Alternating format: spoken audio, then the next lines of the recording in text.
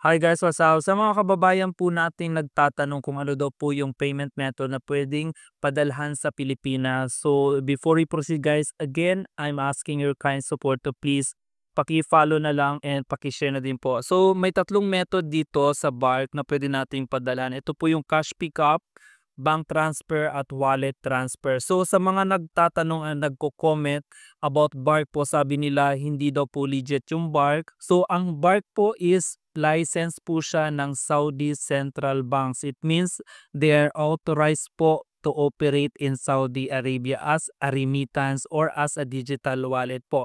So balik po tayo sa video.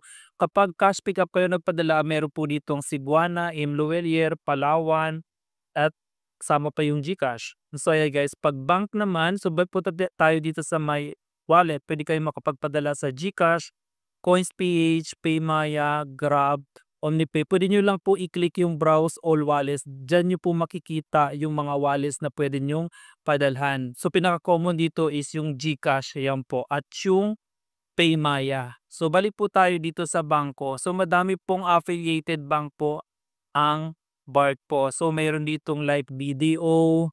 So diyan nyo lang po i-browse nyo lang po, makikita nyo yung bangkong hinahanap nyo na gusto nyong padala, like Banco de Oro, BDO Network Bank. So usually pinaka-common yung main bank, Banco de Oro po.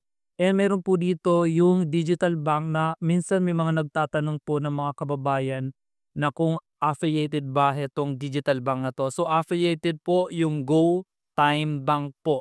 Maganda po yung GoTime Bank kasi po maganda silang magbigay ng interest sa time deposit. So may video po ako dyan kung paano mag-open ng GoTime Bank online. So I guess ang dami pong bank affiliated dito sa Bark. So let's say tignan natin yung C-Bank. C-Bank, ayan po, C-Bank is also a digital bank po sa Pilipinas na kung saan nabibigay din ng magandang interest. Ayan po guys, hindi lang C-Bank, meron din pong Uno Bank. Ayan guys, digital bank din po yan, Uno Bank. So halos lahat ng digital bank sa Pilipinas ay affiliated na ng Bark. So ayun guys, this is only just an additional information about po sa mga kababayan at tatanong kung ano daw po yung pwede nilang padalhan sa Pilipinas. So ayun guys, i-browse nyo lang po at makikita nyo yung mga hinahanap nyo. So if you like po the video, please don't forget to follow and pakishare na din po. And maraming salamat and see you in the next video po.